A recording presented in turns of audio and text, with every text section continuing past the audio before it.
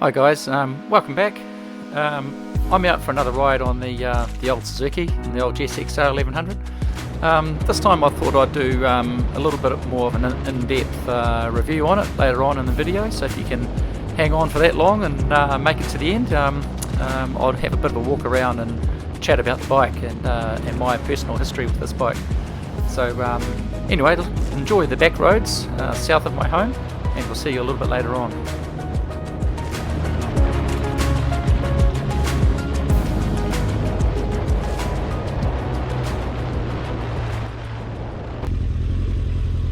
Look at this thing of beauty. No, don't make them like that anymore, do they? Look at it, lovely.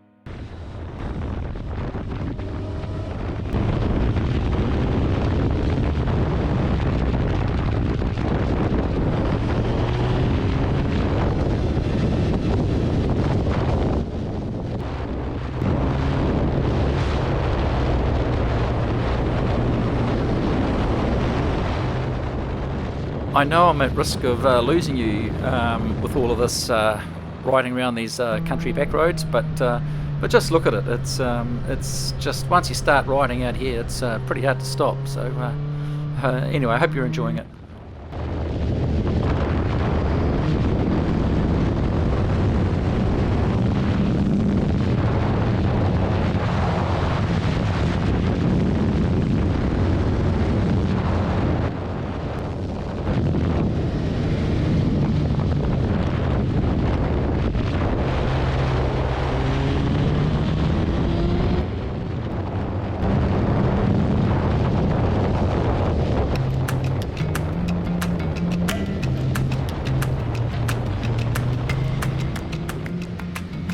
I really do pinch myself sometimes on this bike. I forget that I'm riding a bike that's 35 years old, but look, it still handles brilliantly. For the age of it, you do have to get used to the ergos. It's got a fairly low seat, very high pegs, but apart from that, it's still pretty nice to ride, to be honest. And look, I've had the forks resurfaced and fresh oil in it just recently, and combined with the Öhlins rear shock and a good set of tyres on it, it's really all it needs. It's pretty good as it is.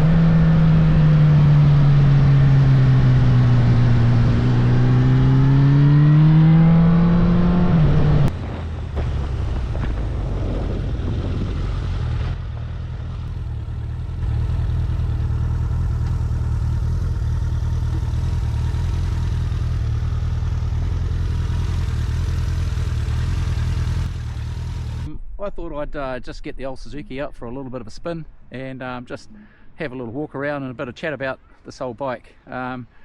Just a 5-minute review on it really, I suppose. I've owned it probably about 5-6 years, and yeah, I bought it off a guy that called himself a collector, and to be honest, he didn't even know it had an Öhlins rear shock on it, so I'm not quite sure what sort of collector he was. But anyway, look, this is the bike, and look, you know, when I was a young fella in my 20s, this was a bike that I wanted. This specific bike, yeah, I would say it would be probably this bike. There were a few bikes at the time that I always lusted after as a young fella, but this thing, oh look, it never gets old to ride. It's still a beast of a bike. I mean, that 1100 motor, oil cooled, it still makes 145 odd horsepower, and mate, even by today's standards, it's no slouch. So there's a few things I've done to it since I've had it. I've replaced the discs and put the MTX period discs on it. It used to have some wavy discs that the previous owner put on it, and hey, look, it just didn't suit the bike, and I wanted it to look as original as possible. Yeah, so look, it's still got the old school indicators on it, and that sort of thing. So yeah, look, I'll get the camera up close to the bike and tell you guys a little bit more about it. Well, there's a little bit of wind around, so I'm not quite sure whether you're going to be able to hear this okay in the mic, but basically here's the bike. Okay, so as I was talking about before, those are the front discs that I put on, the MTX brand, so that's really exactly like the originals now, so that was nice. And look, the bike has never been restored. It's had little tidy ups and freshen ups along the way, and so these exhausts, I put on these exhausts, they're a Dalkovic. I bought them from the UK, and they're good value and they sound fantastic. Anyway, one of the things I really like about this generation of Suzuki is the front. I do love that double headlight look. You know, it was a real 80s look, and being the 1990, it has the exposed headlights. I think from the 91 they started to close them in, and it's kind of ruined the look of them really, in my opinion, once they got beyond 91. They're still a good bike, but yeah, I think they're, well, I'm a bit biased because I love this bike, but I think the 1990 was the best of them because it had the first of the inverted forks, as you can see there. The 89 had conventional forks, and also the 89 had the 160 rear wheel on it too. So this one's now got the 180 from 1990, and it transformed the handling really once the suspension was sorted out and the wheel size went up. And I think they extended the swing arm a little bit on this bike on the 1990 as well, and really fixed the handling. So yeah, there's a little bit of patina on it, a couple of little nicks here and there. As I said, the exhaust, that was my addition. Still got the originals that look pretty sweet still, but I like these aftermarket ones because they still look period for the bike, and but they make it sound a bit better and they're a wee bit lighter. So that's the Öhlins rear shock on it, which is a bit of a bonus. And if you look carefully in here, you'll see the yellow paint is still from the factory on the nuts and bolts all around it, in various places. So that's pretty cool that that's still there. It's a bit of patina to the bike. And since I've had it, I've put the single seat unit on it and the rear cowl. Shout out to Jason Fiberman. He's based in an Irish bloke in Ireland, and he made the he's got all the molds for all the aftermarket replica fairings and anything you want for these sort of generation of bikes, no matter what the brand. And since I've had it, yeah, I've redone the tank, stripped the tank down, and had that resprayed, single seat, and you know, and just in the cockpit here, this area here, I've fixed up all the older subframe and that, and repainted that and stripped it down. It was running on 3 cylinders when I bought it. Been sitting for ages, so pulled the carbs down, or the bottoms off the carbs, drained the carbs, replaced the spark plugs, and put some fresh fuel in the bike, and away she went. So there wasn't really a great deal I needed to do to it to get it running nice. It was pretty mint. So the bike's done well. When I bought it, it only had 23 original kilometres on it. It's now got about, I don't know what it is, I think it's about 34,000 k's, which is nothing for a bike of this age. And the motors are just bulletproof. They'll go forever. So yeah, I don't know what else to tell you guys really.